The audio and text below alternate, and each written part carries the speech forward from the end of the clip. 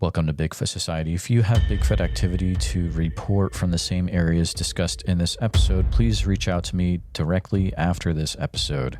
And if you'd like to be on the podcast to discuss a personal Bigfoot encounter, please reach out to me directly at bigfootsociety@gmail.com. Do you wish there was more Bigfoot Society to listen to every week? Well, there is now. If you become a supporting member over at Patreon, you get a special members-only episode every single week on Wednesdays, and sometimes even more episodes.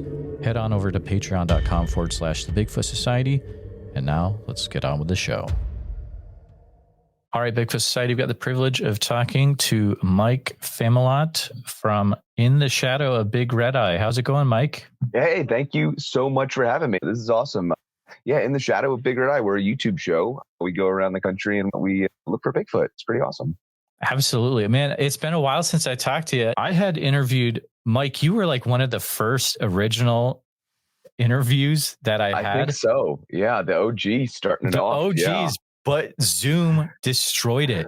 And so it's lost forever. You were one of the first 10 people I talked to. And it was a wild one. And at the end, Zoom was like, nope, it's not going to happen. You're going to have to wait a few more years. Well, finally got around to chatting with you. But man, you have really been up to some wild stuff. You are going all over the place. And I'm just excited to talk to you. What's the elevator pitch that you give people for In the Shadow of a Big Red Eye, besides being a rockin' YouTube channel all about Bigfoot research?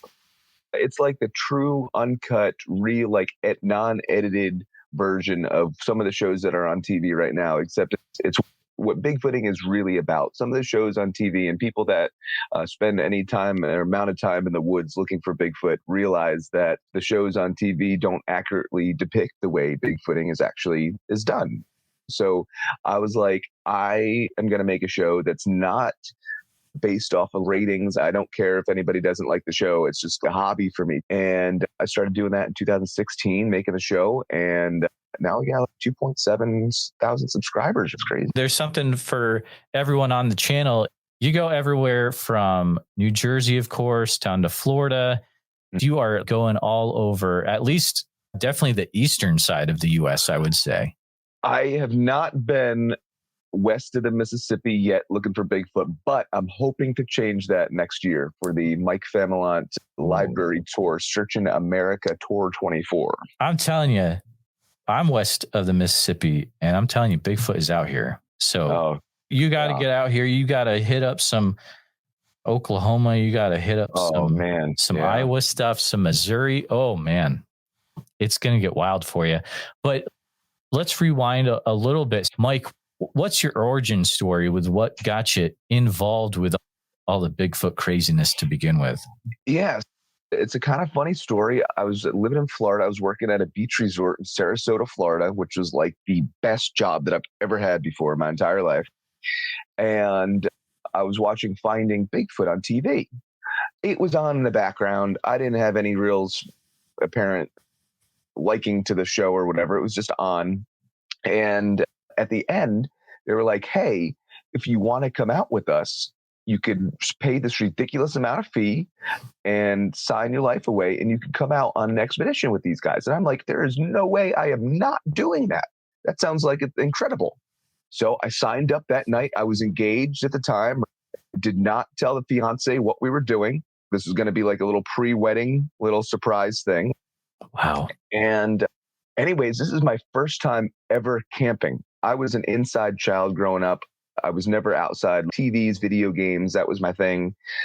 So this was my first time ever camping. I had to acquire some camping gear, my tent, my sleeping bag, literally everything. So I'm getting the stuff prior to this expedition, and I'm hiding it in the closet. So my fiance didn't see this. Finally, she's cleaning one day, which she never cleaned. So I was shocked that she found it, but she found it. And she was like, Mike, what are we doing? I said, hun, we are going to go look for Bigfoot in North Florida. And then we broke up. There was that. But anyways, get up to North Florida. I invite a buddy, an EMT friend of mine. I'm an EMT, or I used to be an EMT, and I invited a friend of mine. And we went up there on this BFRO expedition. Nothing happened. We talked to witnesses. We did the night hikes. We've actually found a Florida panther footprint, which is really cool. As at the time, there's only like 25 of them left in the wild. This is back in 2011. And yeah, so nothing happened except the last night. And it was about 3:00 in the morning. And me and my buddy Jimmy, we are sitting next to our campfire, and we hear a tree knock. I didn't think anything of it. I said, oh, that could be anything. About 2 minutes later, a tree knock from the complete opposite direction. So I immediately think that it was the expedition organizers that are in the woods knocking on trees, because we paid a lot of money, didn't have any Bigfoot activity. So this has got to be what's going on. They're hoaxing us, obviously. Nothing happens. About 10 minutes goes by, and you hear come crashing down through the trees, a fist-sized rock. And it was at this point in my life where I said, nope, this is how horror movies start. I am out of here, right? My buddy's, if you want to sleep in the car, then, and by the time he said that, I was just in the car. And finally, he talked some sense into me. He's, Mike, Bigfoots knock on trees, they throw rocks. This could be squatchy activity that we're having. So I was like, yeah, I suppose so. All right. So he talked me back out by the campfire. Over the course of the next 15 minutes, 4 more of these fist-sized rocks come crashing, landing down 5 to 10 feet from us. So that's horrifying as it is, right? So I'm petrified. This is going to be a sleepless night. We already are aware of that. And my buddy, I got an idea. I'm going to throw a rock back at it. That's a bad idea. It was a bad idea. Yeah. So he took one of the rocks and he chucked it back in that direction, right? And we knew it wasn't a person because a 15-pound laptop-sized boulder came crashing down, landed 5 feet from us. And then that was it. That was done. Nothing else happened that night. The next day, we asked our neighbors, because there was a lot of other people at the expedition. We were like, hey, did you guys hear or see anything? Nobody heard or saw anything. So then we did some measurements because we wanted to be all scientific and stuff, because that's what we saw them do on TV. We did a measurement of how close this thing could have been that was throwing the rocks, because of the terrain and the topography and stuff. The closest this thing could have been was 75 yards away. Unless Nolan Ryan's chucking rocks in the middle of the Florida Panhandle at 4:00 in the morning, I don't know. How did you go to sleep after that? You got to think about it. What can throw rocks? A person, primates, or Bigfoot. Those are the only 3 things, right? If there was a population of primates living in North Florida, I think we would know about it. They're not going to be like Bigfoot stealthy. We would know that they were up there. We actually, in fact, do know that there's primates living in Florida. But you can rule out a person because it was just so heavy. I couldn't chuck it 10 feet rather than coming crashing down through the woods. That takes substantial power. That kind of gets it on your radar. Was it after that, game on, you're going out, you're making this video, or is there a little downtime before the YouTube series actually started kicking off? Yeah, the YouTube series actually took 5 years to get in the making. So after this expedition, we are totally into it now. We are everything, Jimmy and I, everything about Bigfoot we can get our hands on. We're talking to researchers, witnesses, finding hot spots, everything we can do, because we think this is so cool. And about 3 weeks goes by, we go out and we call ourselves experts now, because it's been 3 weeks and we know everything. So we're going to go out solo doing our own thing. One night expedition. I'm doing Bigfoot calls like it's my job. I'm doing them every 2 seconds, right? Because that's what I see him do on TV. So I'm just imitating what I see him do on TV, right? So I'm doing these Bigfoot calls, and Jimmy, he's got his 10 million lumen spotlight that he's got shining around, right?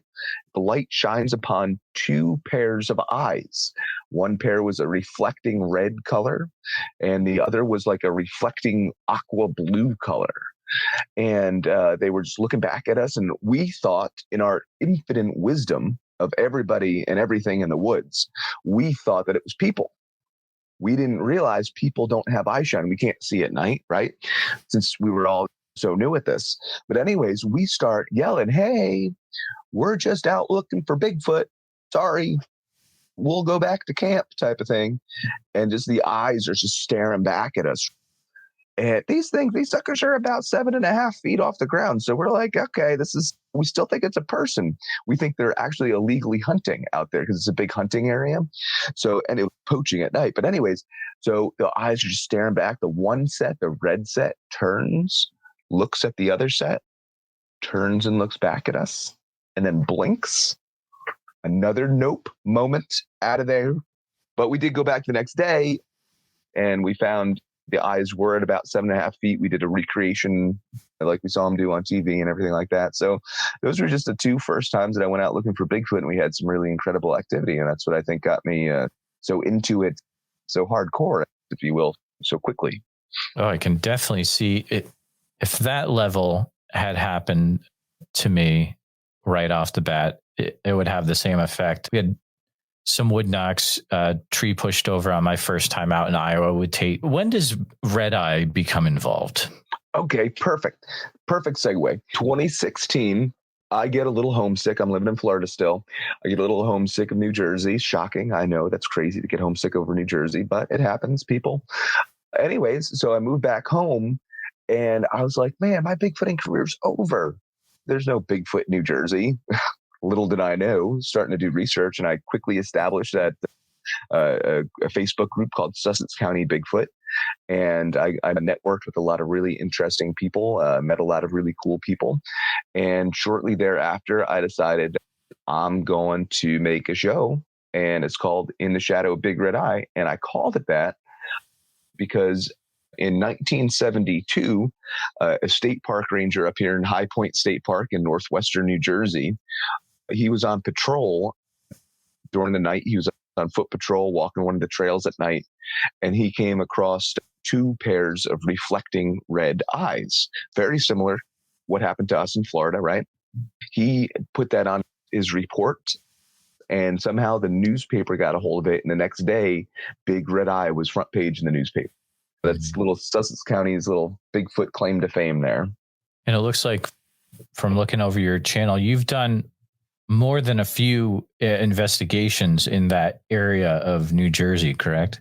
Yeah. It's High Point State Park is about 45 minutes from me, and we just have so many good squatching areas in northwestern New Jersey and in New Jersey itself. People don't realize the sheer acreage that we have for something large to be able to be supported and stuff like that. So it's staggering when you think of Bigfoot in New Jersey. People think you're crazy, but it's really cool. I'm a very big fan of the bear and Bigfoot. They eat similar things. Two apex predators living in the same area probably eat the same things, right?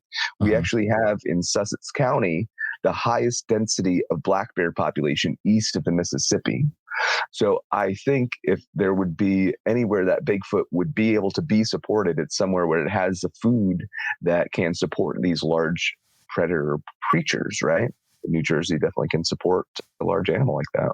Absolutely. When you are going out to these certain spots in Sussex, have you had any interesting encounters? We've gotten some of the best pieces of evidence that I've ever collected from Sussex County. And that's probably just to say because I go out there all the time. I'm obviously going to get more evidence for there. But we've collected a footprint back in 2016, 15.5 incher that I posted everywhere that I could possibly find, track identification pages, everything like this. And people just say that it can't be real, but I found it. We've gotten some vocalizations from High Point State Park. There's a gas line that runs through the north end of the county here. And I think that's a Bigfoot highway. I think Bigfoots would follow these gas lines and power lines and things. But we were on this gas line. We did a barred owl call, which is an owl that lives around here. And about 5 seconds later, we got like this vocalization, 3 distinct loud howls. I always try to vet my evidence before I release anything. So I would send it away. I sent that piece of audio off to a linguist from the military who also does Bigfoot research on the side.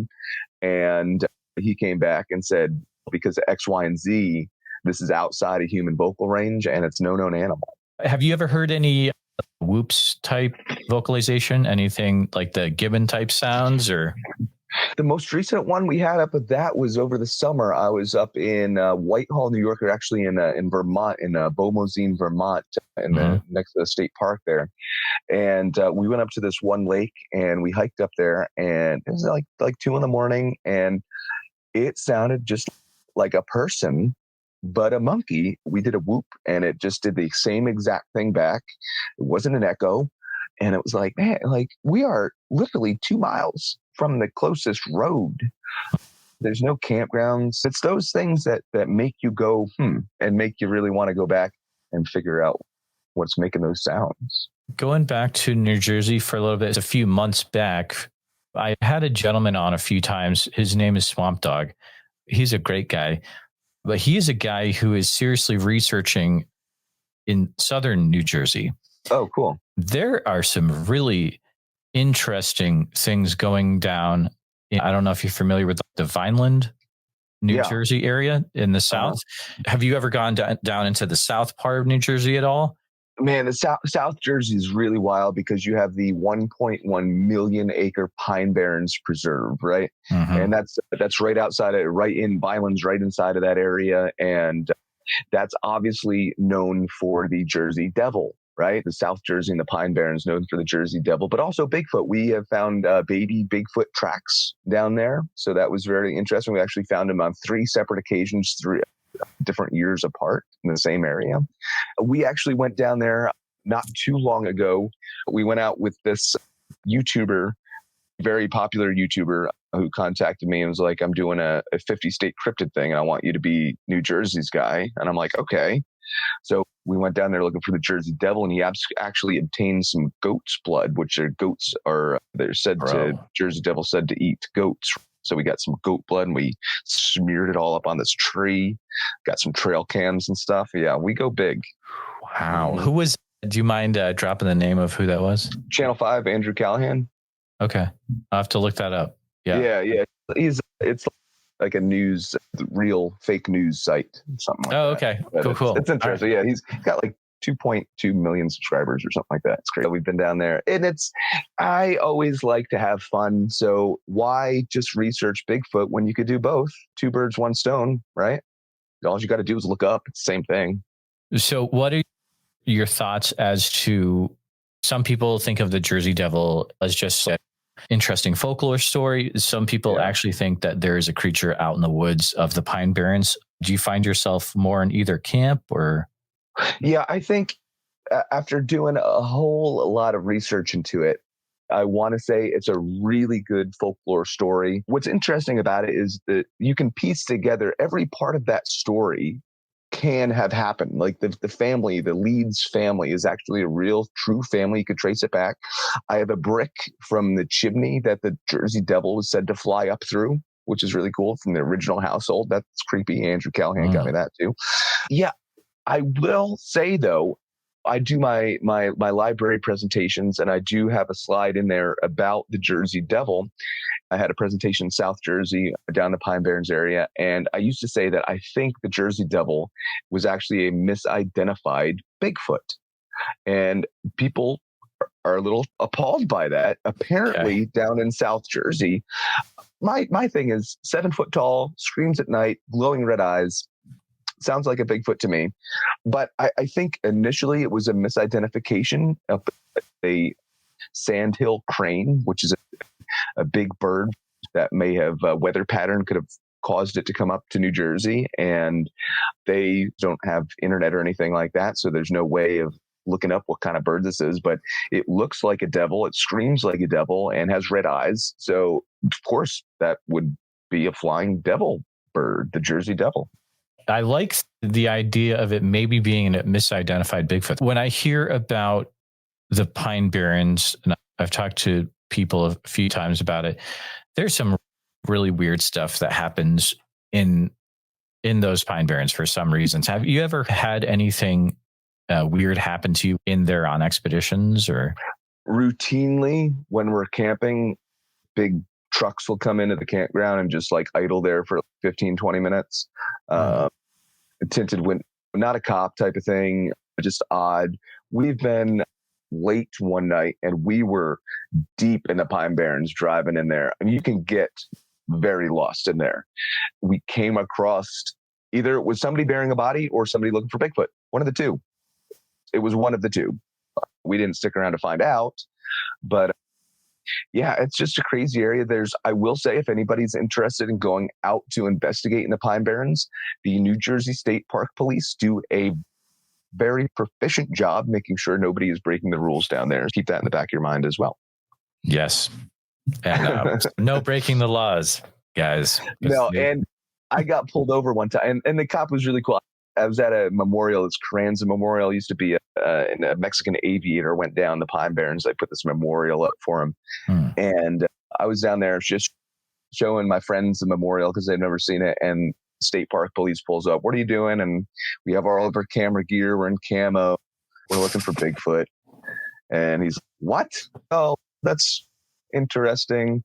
I don't think there's any Bigfoot here, but if you want, you can. You just can't be at the memorial. I was like, oh, okay. Thanks. And then he lets go. So that was weird. You had an interesting video about investigating the Brown Mountain Lights. Oh, that was a cool trip. Yep, down in North Carolina. I did it on a last minute thing, knew about it, and I was staying down in Asheville, which the Brown Mountain Lights are about an hour 15 from Asheville.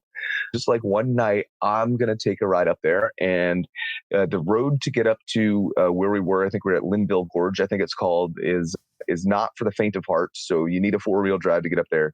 But if you want to check it out, it's really cool. There's a big overlooking thing, and what's said is near or on the mountain in the distance. Actually, not Brown Mountain, it's a different name of a mountain. But anyways, they say that there's these ghost lights that appear. Some people think they're fires. Somebody starts a fire. Some people think they're headlights. And sometimes they even appear off the mountain, as in the sky or behind the mountain, which is unusual. And sometimes there's fog that comes off the mountain in very peculiar spots. I just wanted to go out there just to see if I could find anything. I sat out there for about 2 hours and did not hear nor see anything, but it was very beautiful. Another one, it really caught my eye, was that what happened to you when you were doing a Bigfoot call one time in Florida. Oh, yeah. Yeah, I know what you're talking about. It's maybe even a cautionary tale. All right. Let me just say, this was after like a 10-mile hike in Florida's heat. This is day 17 tent camping for us. So we were a little exhausted by this point. So the story is we walk out to this lake in the middle of Myakkahatchee River State Park or Myakka Forest. Anyways, we get out to this area and everybody's, Mike, do a Bigfoot call. Mike, do a Bigfoot call. You're the best at it. You're the best at it.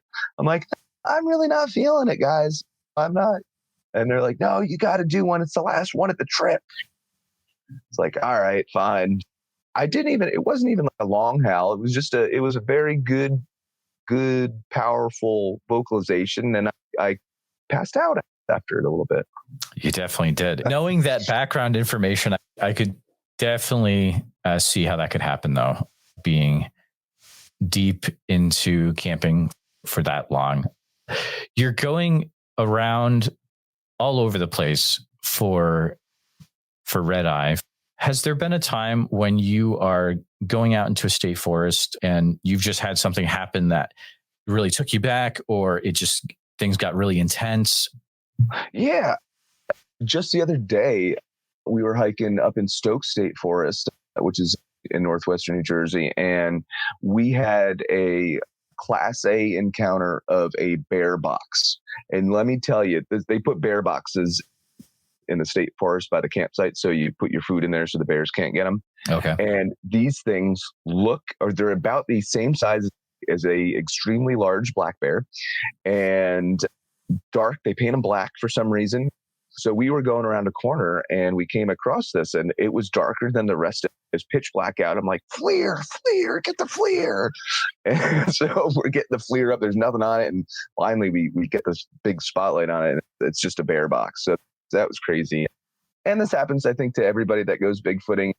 You get the occasional, I'm walking and I'm going to pick up a stick from the trail just to make sure it's not to not blocking anybody on the trail, but it's actually a 6-foot snake, that kind of thing. Oh boy. That's a common thing that happens to me apparently. But no, I think the most I take out of going on these expeditions really is we get a lot of cool stuff. I know when I was down in West Virginia, in Sutton, West Virginia, there's this place you can go down to, and I went down there doing it's right along this reservoir, and I was doing a Bigfoot call. I wanted to go down there at night, and I literally went down there every night, not because it was squatchy, but the whole forest was just a firefly lit up. It was casting shadows. That's how many fireflies there were. I was like, man, this is the coolest thing. This is why you go Bigfoot. It's every place that I go, it's not about looking and finding Bigfoot. That's not what I do. I like to go and see areas that you wouldn't necessarily see. Like today, we just got back from a little excursion up in the Catskills. We were up there for a couple of days doing a little filming, and we stopped at this waterfall today, Kills Waterfall, and it was just absolutely incredible. And it wasn't anything Bigfooty related or anything like that. It's just one of these side things that you do because you're in the area, and it's those things. It's the views from the mountaintops and those waterfall things that really make you remember why you're doing what you're doing. It's not about finding Bigfoot. It's about seeing something and being outside in nature. That's how it is for me. I got a message back on YouTube, and this is back in like season 2. I get an email from somebody that says, because of your videos, I watch your videos every week, and because of your videos, I live vicariously through you because I have a new illness that I will not let me out into the woods anymore. So you're the videos that I watched to experience what I used to do, because you're doing the same thing that I used to do. And I said, oh man, that's really neat. That's how I knew, like, we're filming season 8. That's just how it goes, right? Yeah. You experience stuff like that and you're like, okay, this is actually making a difference in someone's life for sure. It makes it all worthwhile.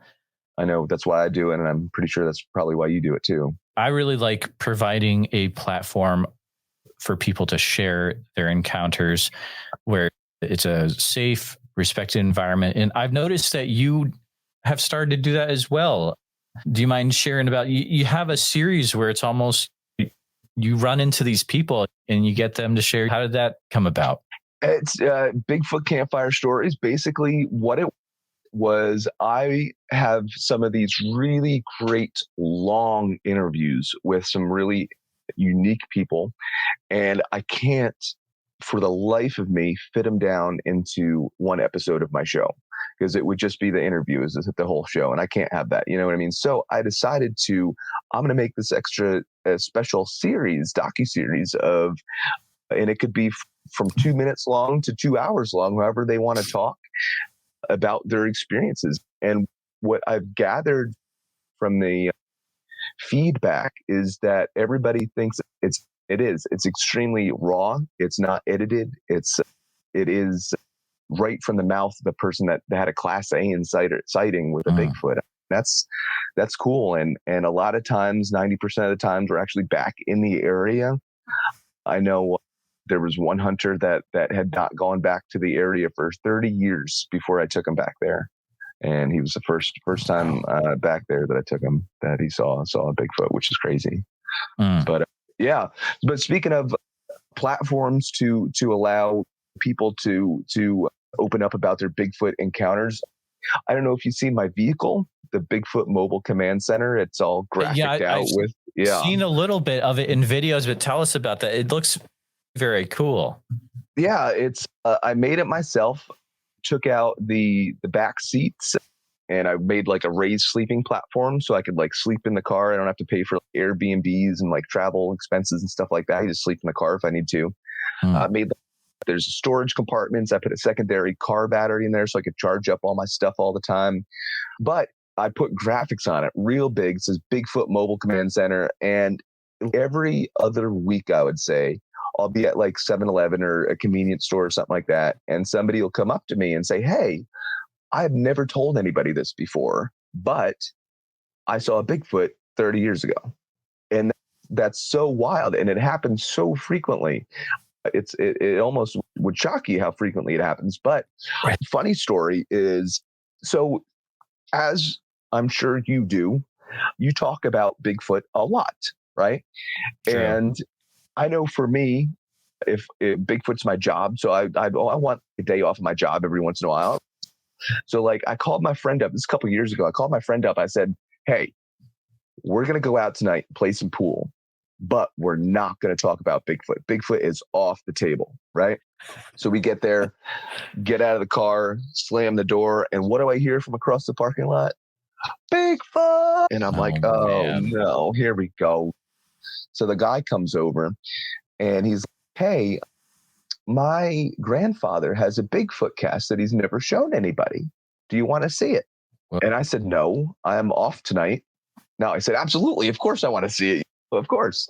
So a couple of weeks later, I go up to this gentleman's house and he has not one, but 70 Bigfoot casts, all from Sussex County, that he's never shown anybody before. Yeah. And this, you said Sussex County? Yes, sir. Whoa. So that's really interesting. Was he getting the tracks from an area that you hadn't researched before? Gets them from all over the Kittatinny Ridgeline. Actually butts up against it, which is really cool. It's a place that I don't go because, especially during the summer, because there are a ton of rattlesnakes, which is very interesting that he, A, is going up there himself, and B, pulling big footprints from the side of a cliff. Your professional opinion, looking at, did the footprints look pretty legit or? Oh, yeah. Yeah. This guy didn't know how to mix the plaster of Paris at all, but the prints were, there are some wonky ones there, but of course you're going to get wonky ones when you have 70 of them that have captured over the years. But the guy wasn't faking it. He wasn't going to tell anybody about it ever. Like he was going to die not telling anybody about this. So that's why I know that they're legit. Like he didn't even want me to come over. Like his grandson was the one who told me about it. Like he didn't call me. Okay. So I feel like I need to put some Bigfoot stuff in my car now because that's incredible, man. Like you never would have gotten that unless you had Bigfoot Command Center going on. It's 100%. Absolutely. Yep. Dude, I'm going to look into it. Check out the Bigfoot Outback stickers on my Etsy. Hey, we'll have to put that in the show notes for sure. People can get those. Had to plug it. Oh yeah, totally. When you are out filming these expeditions, we've talked about there was an issue with a snake. You picked up a snake. Yeah. Have you run into any other animals when you're out there looking for Bigfoot? Yeah. The most scared I've ever been in the woods before. The most scared I've ever been in the woods. Let me set the scene for you. Stoke State Forest, right before a public BFRO expedition. I was an investigator at the time, and we got out there a night prior, me and another investigator. And it was cold, but it was there were no clouds, full moon, right? You could see casting a shadow, no question about it. So I had this one person tent, maybe like just as like you couldn't sit up in it type of thing. Like the only thing you could do is snuggle up and sleep in it. So since it was cold, I was under my 2 mummy sleeping bags and I'm just got situated and I'm nice and warm and everything. And then it happened, right? Came up from the top and just the shadow started casting down. It came right over my head, then started dropping down. What was it? Spider. Oh, gross. Scared I've ever been. Most scared I've ever been in the woods. I screamed like a little girl. But that's the 3 people ask me like, oh, you're not scared of bears in the woods? Yeah, inherently bears are scary creatures, but if you don't mess with them, they're not going to mess with you type of thing. So the 3 things that I don't like in the woods: ticks, spiders, and people. Oh, yeah. Yeah. People, that's a great point. That's a creature that you don't know what's going to happen if you're way out in the boonies and all of a sudden there's a person and you don't know if they're actually out of control or if they've got a weapon or. Inherently, as a Bigfoot researcher, you don't want to see anybody else when you're researching. That's the goal of going out to look for Bigfoot. But we were in the Delaware Water Gap National Recreation Area. This is what you were going off of what you were just saying. We were doing it was a night and a half. It was a very weird night. We almost stepped on a bear, mama bear. No, it was baby bear. Mom was in the woods, but didn't.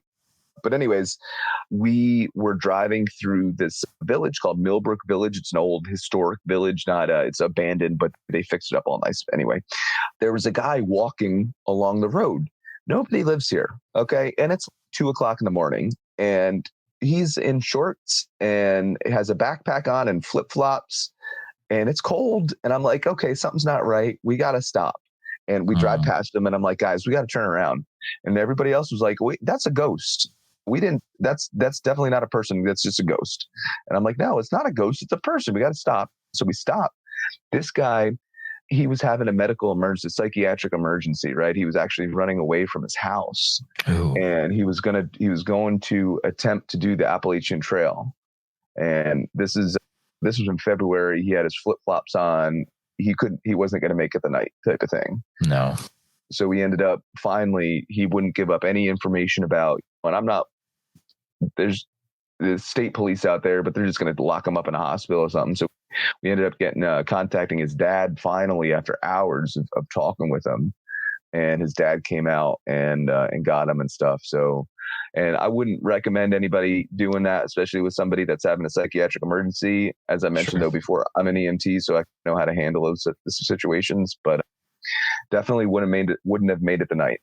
Talk about being in the right place at the right time. And that's just because we were looking for Bigfoot. God, if we weren't looking for Bigfoot out there, who knows what had happened to that guy? What are the chances, dude, that, Slim just to none. Yeah. Random EMT Bigfooter just happened to be in the right area so he could help a dude not have his last night. Like, good on you for sticking it out and making sure that he was good. A few questions that maybe the listeners might be trying to imagine that I would ask. Have you been fortunate enough to have any visual sightings of anything Bigfoot related yourself? Or are you still working towards that maybe someday? Another funny story for you.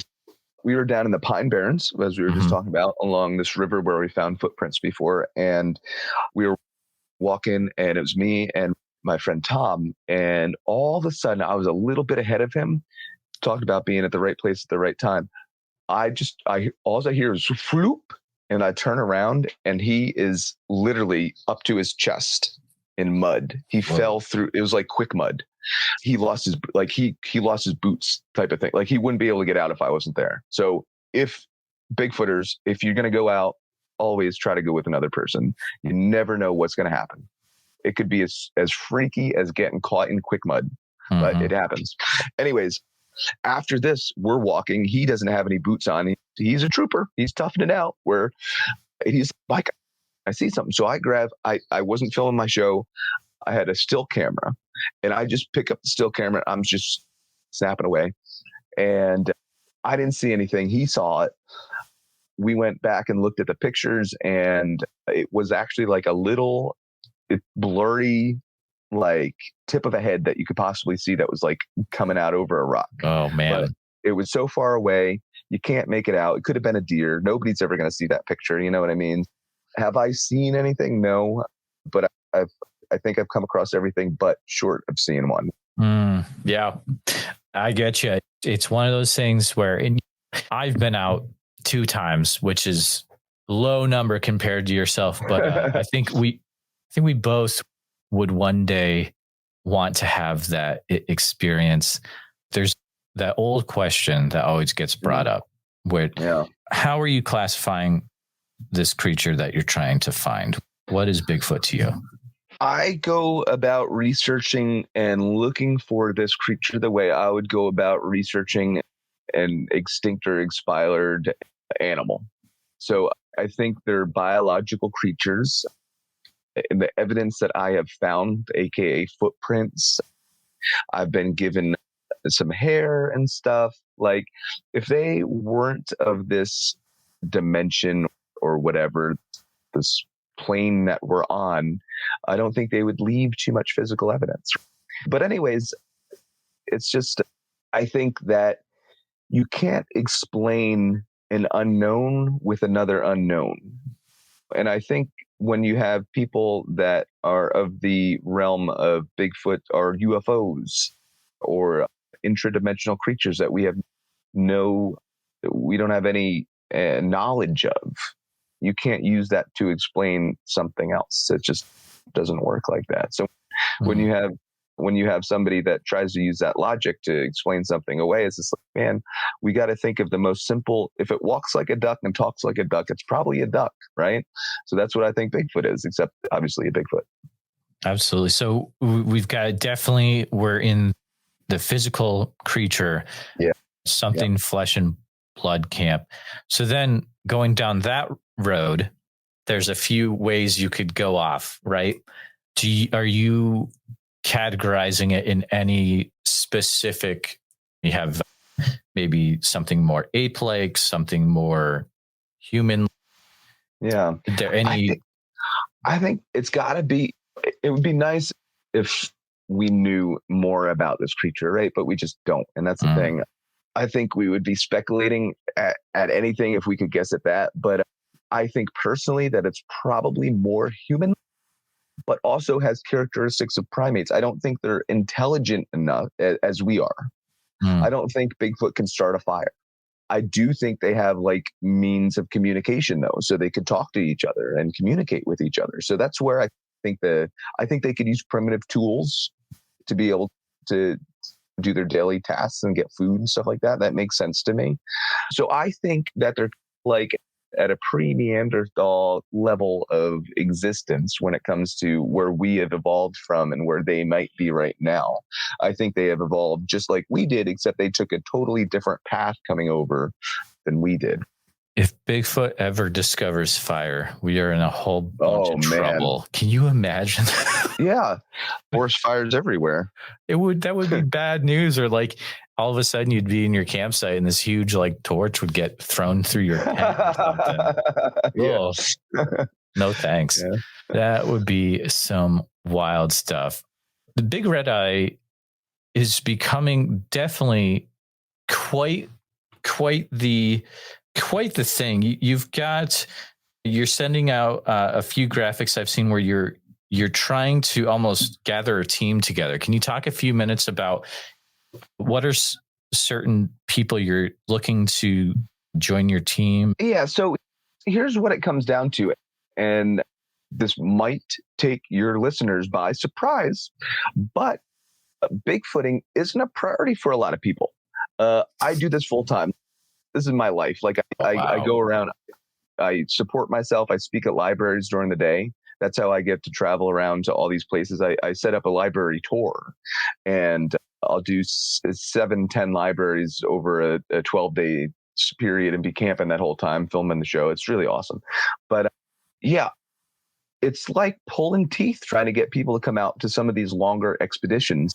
I'm at a place where I'm able to compensate people now to come out and with their abilities, whether it be for filming. We're always looking for camera people to come out. I'm getting tired of holding the camera and filming myself. That's just what it comes down to, but it is what it is. But we're also looking for like somebody who will come out to these expeditions, but manage and be the logistical operations person. Like we have an interview this time, so we need to leave here and get to the library at this time.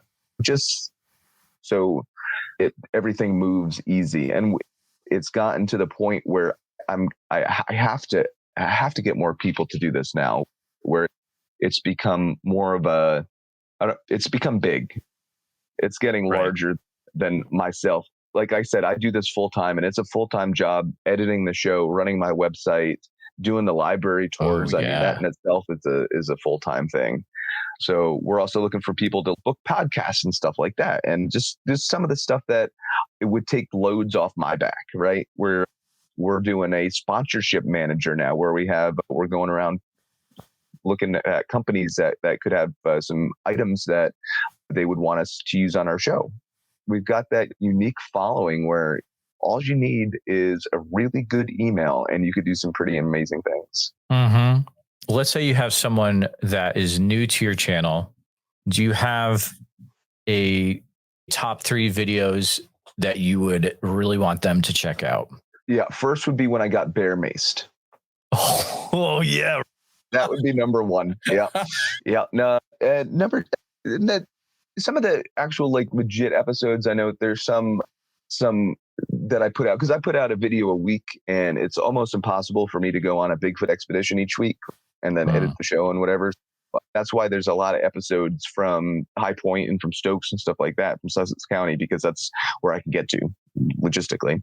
But check out some of the big longer episodes. There's a couple that are coming out that are really good. The Whitehall, New York one that we just had, that howl, or the whoop on, that one's coming out soon. And I know we just filmed up in the Catskills, so there's going to be a Catskill episode coming out, which is it's going to be a really cool episode too. Just check out some of the funny things. I have a thermal capture of a Bigfoot that I filmed in High Point that it could be a Bigfoot. I don't know what it was, but I filmed it on thermal during the day, and I actually filmed it on my regular camera during the day too. And I do a side-by-side comparison of what it was and stuff. So when we actually go back and do a recreation, that's something cool to see as well.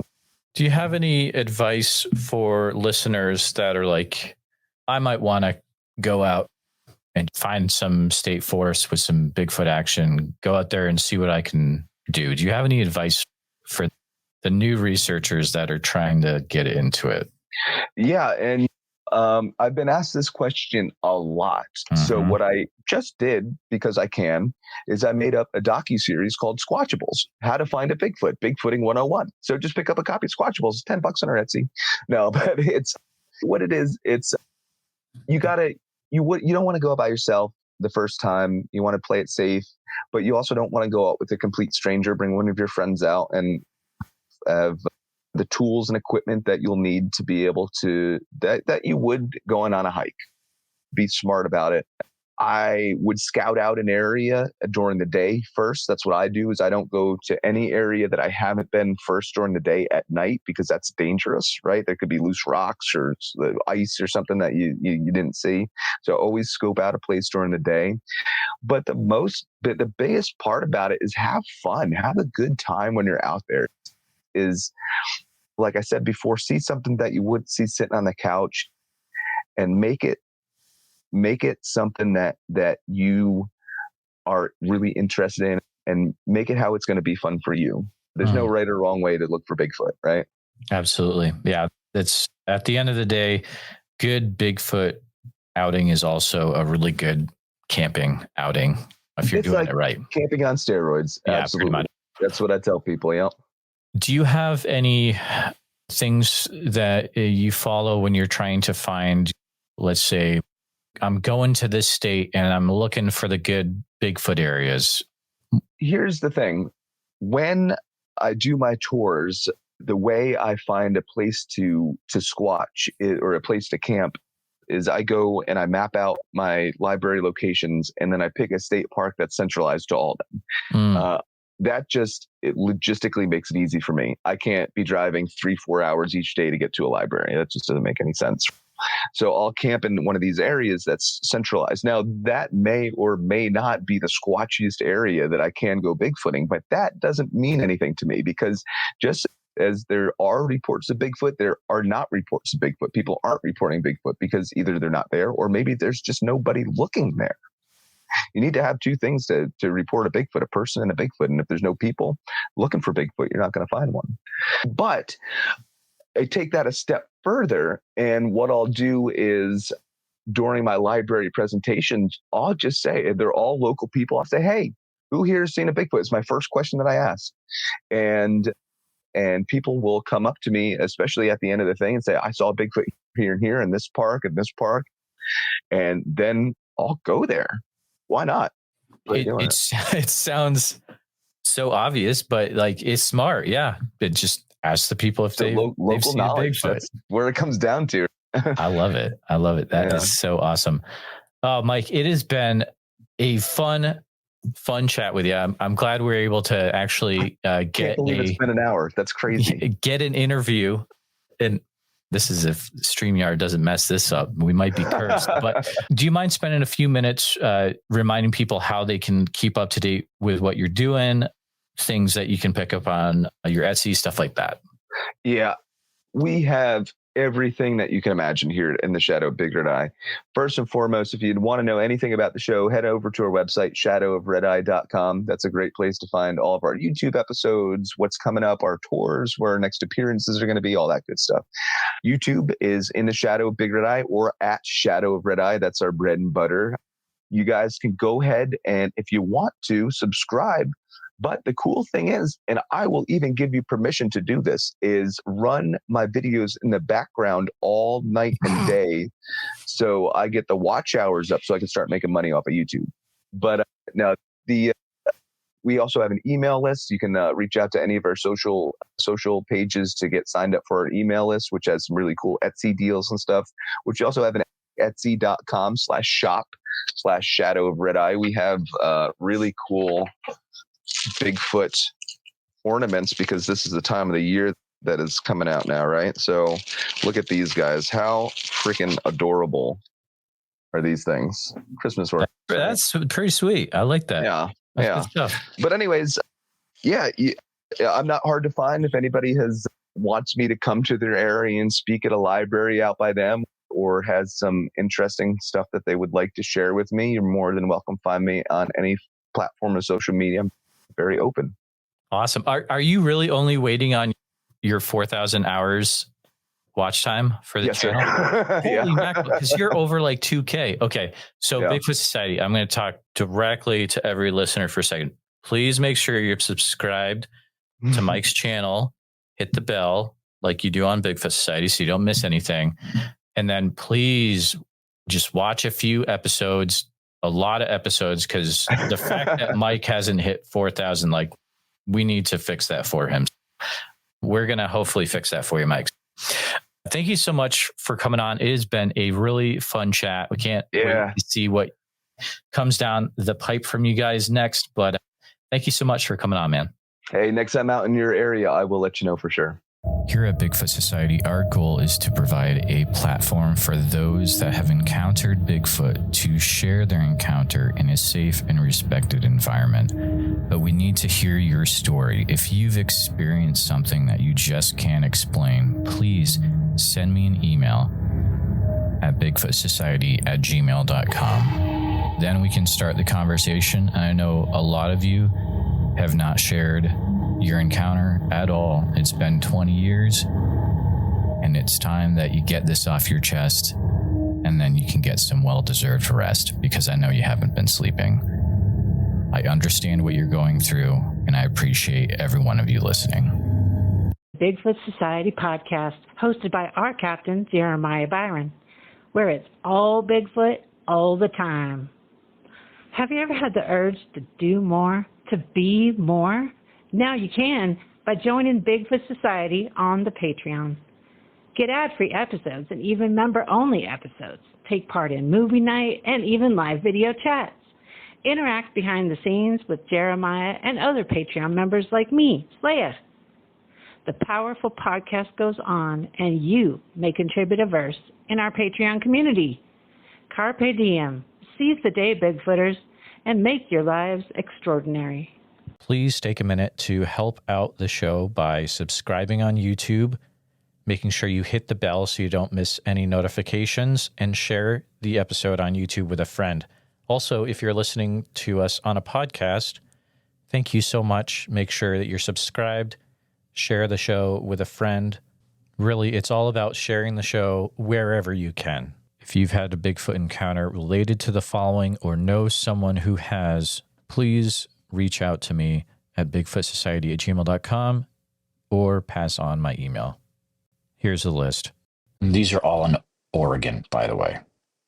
Oak Ridge, Dexter, Fall Creek, Deschutes National Forest area, Cultus Lake, Spirit Lake, Subtle Lake, McKenzie River area, Sweet Home area, the area west of Crater Lake, east of 230 West Diamond Lake Highway, and north of 62 Crater Lake Highway. You can use email bigfootsociety@gmail.com. A special thank you to all the Bigfoot Society Patreon and YouTube channel members. It's your support that helps keep the show going, and I extremely appreciate it. If you want to join in the fun, you can join over at patreon.com/the Bigfoot Society. I'll see you there. And again, thanks for listening.